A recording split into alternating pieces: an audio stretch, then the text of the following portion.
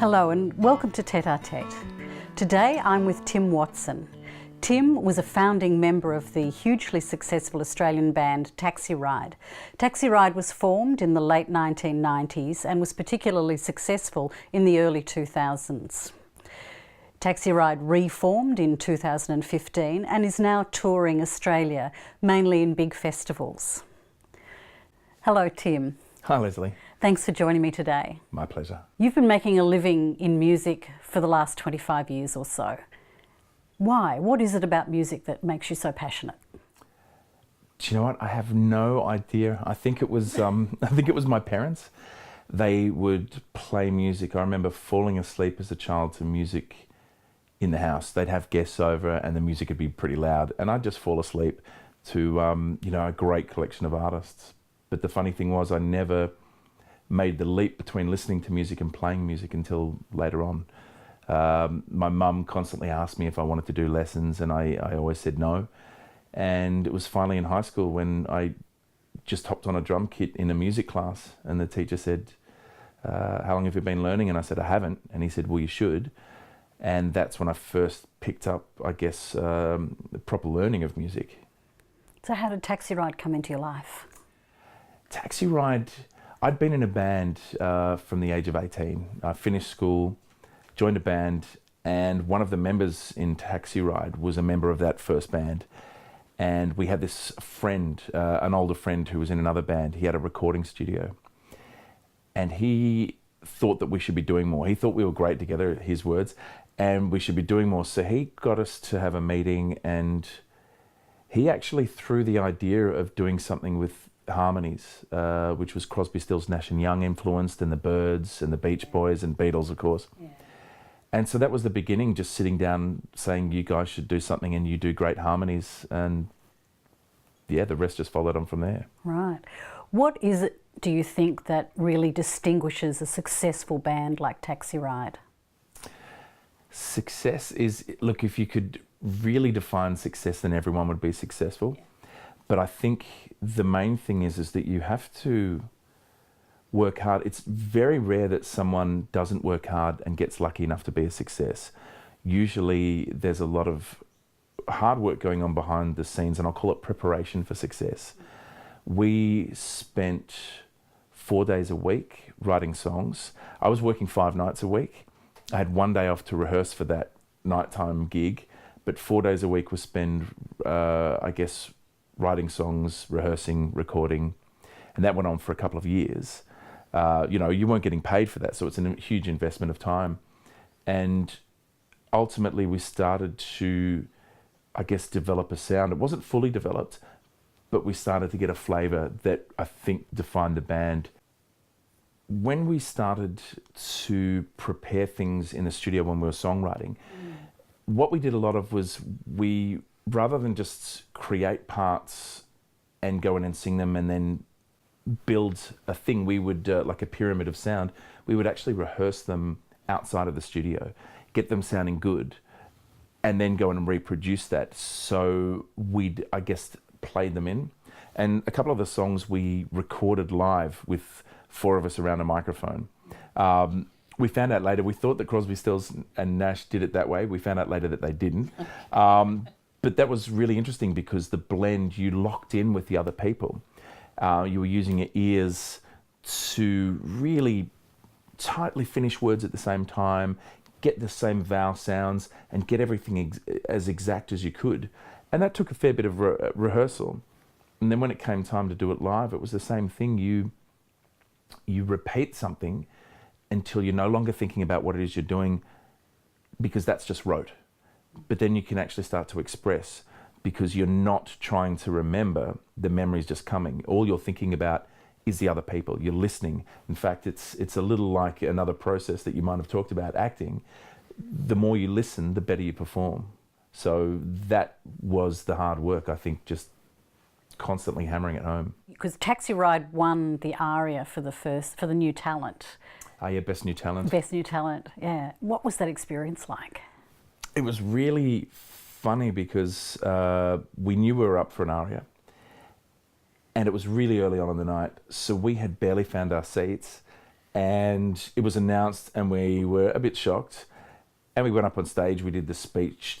The next few hours were interviews and an awesome party. And the following year we weren't up for an award, or we were up for an award that we knew we weren't going to win, and realised how boring it was because we sat there the whole night for hours while they were filming it. With the romance was over of this, and what do you think of this? And let's talk about you. What do you think of you? And but it was really, really funny, the difference, oh, geez, I wish we'd won an award again. But no, it was amazing. And I think no matter what people say, if you get acknowledged for what you're doing, it's a great thing. Yeah, yeah. Was that your big break? What was it that really got TaxiRide off and running? Do you know, it was a funny thing. We were born when CD music was still alive, but it was the signs of it. Recorded music was starting to die. MP3 was starting to come in. I think we were lucky in that we literally had a couple of guys from MTV who were working on a film, walk past the studio, hear something, and they came in to have a meeting with us about using a song for a film called Election. Wow. Now, this was Reese Witherspoon before she was super huge, Matthew Broderick and a few other stars, Chris Klein, I think. Wow. And so we had this opportunity. They paid for, I think, at least half the video or all the video, and it was tied in with the film. So in that respect, all the work we'd put in behind the scenes allowed us to be in the position where this kind of opportunity came up. Then when we've been doing all this work in the States and you come back to Australia, you've got a story. And that's what happened. It was literally having a story that was interesting. We'd been over in the States, we'd done this big tour. I think we played at a festival, the Atlanta Rock Festival. Do you remember a band called the New Radicals? You Get What You Give? Huge song. The guy that wrote and recorded that song, I think, realised as soon as it was a huge success that he wouldn't have to work anymore. And so the band, he basically broke apart the band. We filled in for them at this festival as the nobodies on the circuit. We had the interested parties on our side. They were like champions for our cause. And I think that's an important thing too. So you toured the States. You did, I think, a really intensive tour of radio stations. It was 48 cities, but each city might have 3 radio stations. So we would drive into town on a bus, sort of, it might be 9 in the morning. We'd splash water on our face, go in. They'd have like soft drink and pizza for the radio station. We'd play songs, shake hands and kiss babies. And then we'd hop back on the bus, drive for 2 hours and do it again. So we were doing like 3 in a day. Every second or third night, we'd get to stay in a hotel, have a proper shower. But that sort of went on for 48 cities, and it was intense. But that was what set the groundwork for our first and ultimately second single, which didn't happen. And why didn't the second single happen? Well, that was interesting. I had forgotten that this happened, but we were talking before about luck and how hard work creates luck. Luck doesn't exist. You put a lot of hard work in and then, well, it's a flip of the coin. If you don't put that hard work in, you'll probably not have luck. Our record company was sold. We were just about to drop I'll call it our breakthrough single, and we had all the pieces in place from the hard work behind the scenes, and they were bought by an overseas company. So we were in New York, and nobody from the record company was answering their phones. In fact, the phones were switched off. We were calling the office, and they'd all been retrenched. And the record company, everything had been shelved. So we're just about to drop our, big breakthrough single in the States, and that's it, it's over, boys. That was it. And if we could go back in time, we would go on our knees to the head of the record company, a lovely lady called Ruby Marchand at the time. We would serenade her from our knees and say, get us off this label. But we didn't. We just went, oh, okay, we'll wait till the dust settles. We'll go back to Australia. The dust never settled. Everybody that was on that label kind of was in limbo for way too long. And that was it. State's gone. Wow. We'd put so much work into. Wow. But on the other side of it, we then toured Australia. And Australia was our most successful country. So I think it would have been successful anyway had we had success in the States. But it was like, okay, I guess we're going on a 6-week tour of Australia. Let's go. You know, so we're now living around Melbourne instead of in Beverly Hills. Oh, well. So what was the lifestyle like then, and what is it like now for you? It's really weird. I saw an article on Facebook about mental disease and music, you know, anxiety, depression, and musicians. And the funny thing is you don't realize it at the time. What it is it's a small attrition of aspects of your life. You miss out on a 21st, then you miss out on a 30th. You maybe can't do I had this aspect, if you can't turn down a gig, you know, if someone offers you a gig, you've got to take a gig, because there's been times when you don't get offered a gig. And I remember a time in my life earning $80 a week. Yes, I was getting $80 for a gig, and my rent was $80. I wasn't eating a lot back then. Wow. So you don't turn down gigs, but you miss out on social aspects. You know, when friends are catching up on a Saturday night, you're working. And there is a social aspect to the band, but it's not quite the same. So I think you have this unusual life. It's definitely got its positives, but it's just a little bit different. And so I find now what I'm actually doing is, you know, for a while there, a few years, I turned down a lot of gigs. I wasn't doing any more day work. I just said, I'm going to earn less and I'm going to spend less. And I will go to that wedding, and I will go to that dinner party, and I will do this and that. And I sort of got a little bit of a normal social life back again. More recently, just having had a child, I'm working more again. But I think it's that weird thing of, you know, any particular job that's outside the standard 9 to 5 will have its positives and negatives. And I think with music, I think it's, you're working when people are playing. But you're still doing it. I mean, you're still out there really looking at music as your way of making money, but you found other ways to do that so that you aren't having that antisocial life all the time. So what are those other ways that you're integrating music in your life? There's a saying that it takes 10,000 hours for you to become a master of anything. Yeah. I wasn't counting, but hopefully I've reached that goal somewhere along the way. I have been doing songwriting, and songwriting's really weird. I'll call it little mini Tats Lotto tickets. I wrote and recorded a dance song with a DJ, and it went to number 2 on the dance charts. And then I got thank you. And then this was a few years ago. It was about 5 years ago. And then I got a nice check, and I got another nice check, and then it sort of all disappeared. But there's that kind of aspect of it. It's not very solid, but it's you put work in. And it's that thing of once you attempt something, once you make something, it has a potential to do something. So there's that aspect. And then more recently, I think having had a child, knowing a child was coming, I wanted something a little bit more solid. So I started doing some music teaching. And even though it wasn't particularly romantic, the reason why I went into it, I'm actually enjoying it. I'm doing different types of teaching. I'm teaching vocals, I'm teaching songwriting, and I'm teaching ensemble, which is basically getting people to perform live. And, you know, there's people like I was that had no clue. You know, the worst thing was when I was doing it, you know, showing my age, but it was pre-internet, and you just made your mistakes. There wasn't any fantastic books or access to information that would tell you how to do it. I think, you know, Michael Gudinski, he might not remember this, so it's like, I'm sure he doesn't remember it, but when I was 18, I went up and he was with Deborah Conway. They were having dinner, and so I went up and, you know, as politely as I could, not while they were having dinner, they'd left the restaurant, sort of interrupted him and handed him a demo tape, which I'm sure went straight in the trash. But we had no clue how to do anything. We just developed our own rehearsal techniques, and it was all based on enthusiasm. I guess enthusiasm is the big motivator. You have to love what you're doing, otherwise, if you're not getting paid, you would never put the amount of work necessary to make a success of yourself. Talking about earning very little money, it's how you identify yourself. And for me, I'd already, at age 18 and 19, identified as a musician, so that earning very little money wasn't an issue.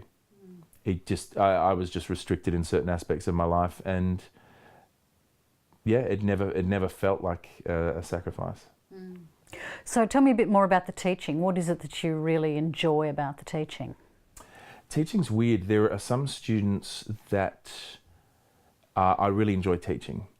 They're keen and they listen and they think and they take on board what you're saying, and you see that, well, I guess you call it hunger, that motivation, that enjoyment. And then there's other students who still enjoy it, but they don't have that drive, and that's fine, because I always think people should have a hobby. Not everything you do should be, should have an end game. Sometimes you just do something because you enjoy it, and I think that's great.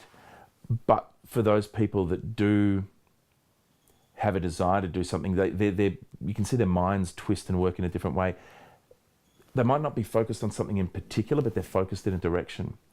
And it's almost like, when someone does that indoor rock climbing, they kind of see something and then they just move up, and they're doing that. They're not even thinking about the top, but they're just sort of seeing little, and not even opportunities, but they just see little things that go ting in their brain, and they make this little connection and they make another step. That's fun. And this class that I'm teaching, I have a few students like that. Some of them, you sort of say stuff to them and you see them go, they think and they take it on, and then you see them put it into action for a positive effect, and you just go, yeah, nice one. Like, you're someone that I can teach, and you're going to get something more than someone who just kind of goes, it's that focus. And what is it that you think you bring to teaching based on the experiences that you've had that's unique? So you know what? It's weird. I think part of it is you have to be unselfish as a teacher. If you've paid your dues and learnt something laboriously, I'm sure there's some teachers out there that would be like, well, you can learn it the hard way too. You have to be unselfish. You have to want the best for your students. You have to be honest with them too. I think, like with these students, you've heard of the compliment sandwich. Compliment the stuff that doesn't taste good, and then the other compliment. I do that a little bit. You can't put people down, but by the same token, you say, look, this is what you should be expecting of yourselves. That honesty is something that I would have loved when I started out, because when you're a bit like a headless chicken running around just doing stuff, the positivity will eventually end you in the right direction. But if someone says, hey, this is what you're doing wrong, but this is what you're doing right, and does it kindly, then you're much more likely to find your feet, because there's some mistakes that you don't need to make if you've got a mentor. And I enjoy that part of the process, being a mentor to people who may potentially go on to do wonderful stuff. I'd like to finish off with the resurgence of TaxiRide. Why did you get back together, and what's different this time around? It was filthy lucre. No, we had issues with the breakup of the band. It was one of those rock and roll stories, or pop stories, where there was a clash of personalities, a bunch of stuff happened, and I was adamant that I was never going to work with these guys again as long as I lived. And that lasted about 12 years. But what happened was I was actually getting texts from one of the members, and I actually think it might have been eating away at him a little bit, like a bit of, because let's just say that I wasn't the one who behaved badly.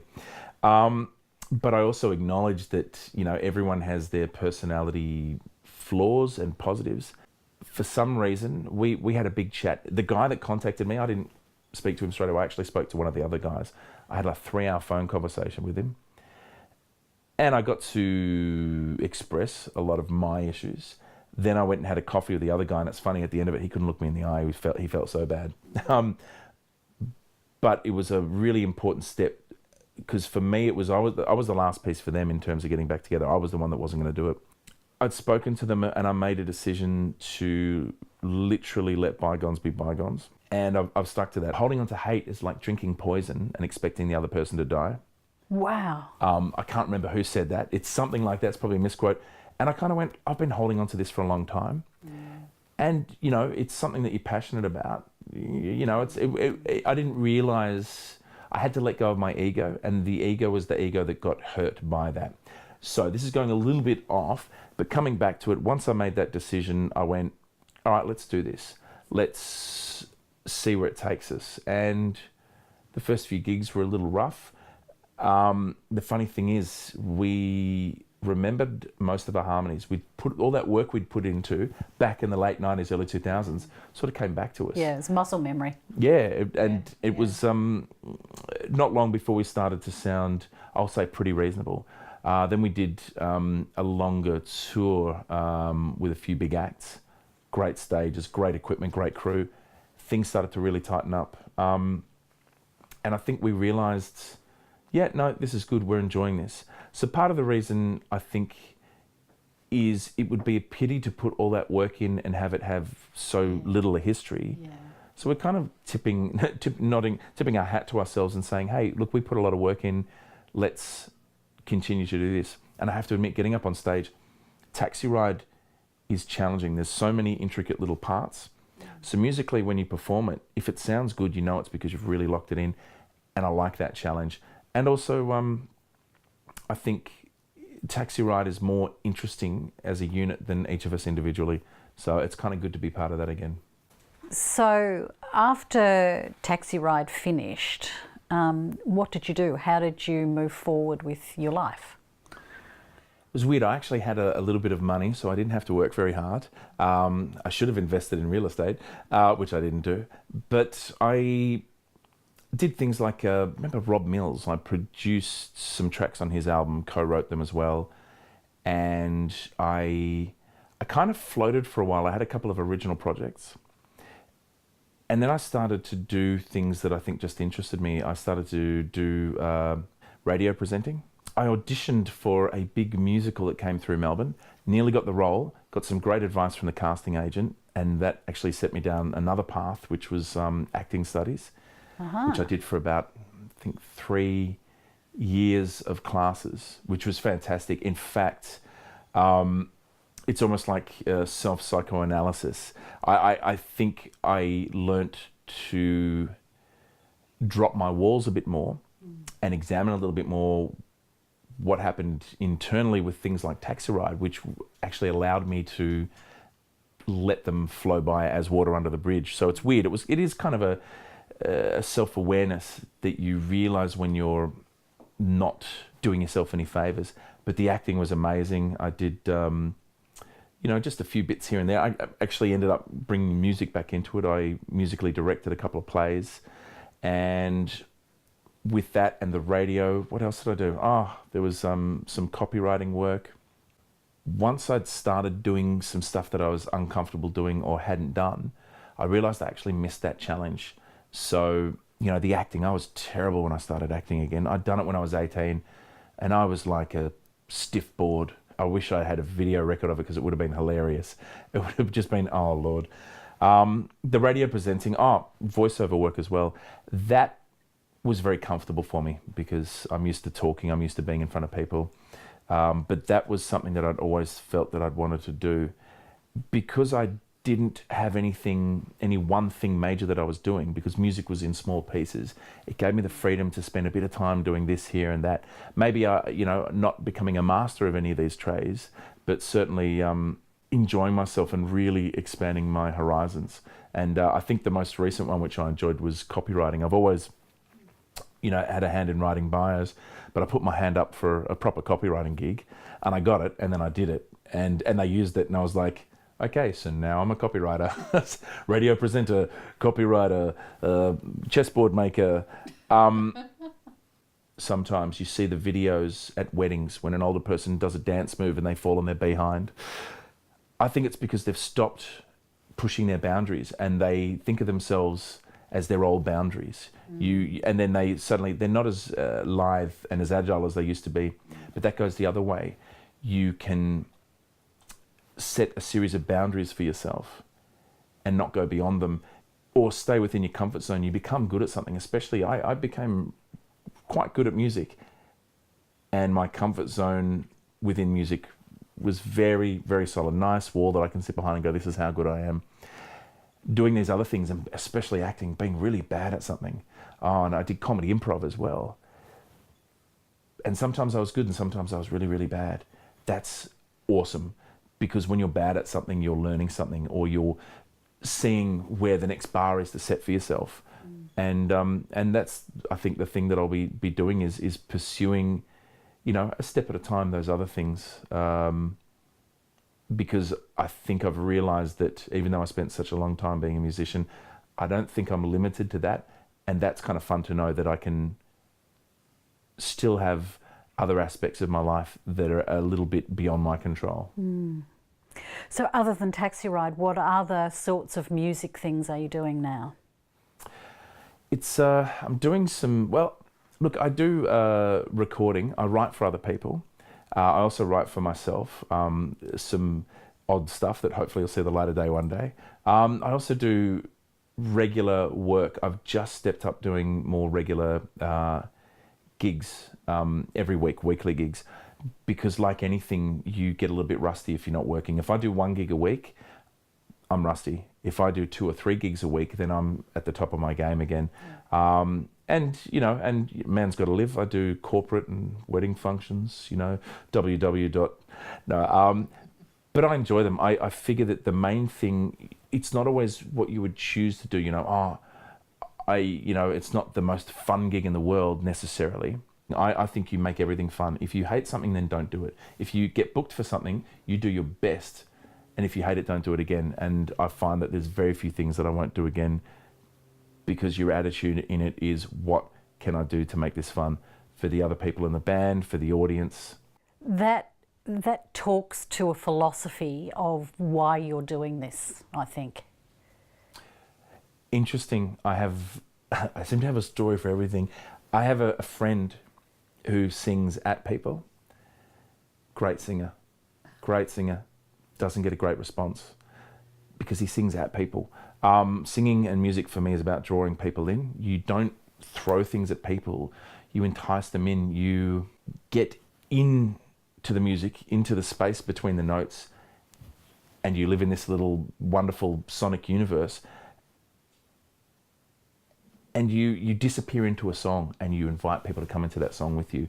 And I can see, I've done gigs where maybe I'm not on fire, or maybe it still sounds good, but it doesn't do that. But occasionally I'll get a song, and I'll be able to jump into it, and I can sort of see in my peripheral vision, I can sort of see people, something just changes in the room. And at the end of the song, you just watch them, and that's great, because you're not going, it's not about, hey, look at me. It's about, hey, come and have this fun with me just in a song. The worst thing is playing the song after. That's the hard thing. But it's great when you see that. I had it happen recently, and you know, you look around the room and it's gone. Just a little bit of something special that's just gone. I think you constantly aim for that. You know, you walk up that mountain, you get the audience on side. That's part of what you do. That's part of the joy of music. It reminds me of the old days with bards. You know, you couldn't draw a sword on a bard, and there was a reason for that. You know, because they were the glue that would bind people together in an environment. And I think with people being so distracted, you lose that a bit nowadays. It's harder to do that. So it might not happen for a night. It might just happen for a song here or there. But it reminded me that that's what you do when you sort of get people, suddenly the enjoyment, people have experienced an energy in a room. That's pretty amazing. It is pretty amazing. Thanks, Tim. Thank you. I've been here with Tim Watson from TaxiRide and many other activities in music, acting and songwriting.